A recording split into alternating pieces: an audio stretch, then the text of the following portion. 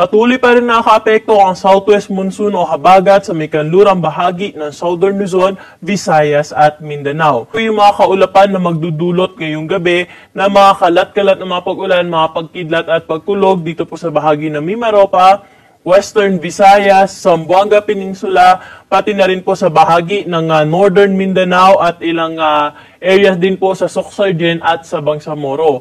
Dito rin sa bahagi ng Quezon, ngayong gabi, may mga inaasahan rin po tayo dyan na mga kalat-kalat na mga pag-ulan, mga pagkidlat at pagkulog, dala nga po nitong southwest monsoon o ng habagat.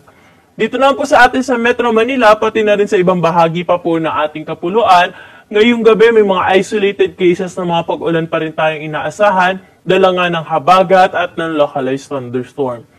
Sa kasalukuyan, wala pa rin ho tayo minomonitor na LPA o bagyo na posibleng makaapekto sa ating bansa for the next 3 to 5 days.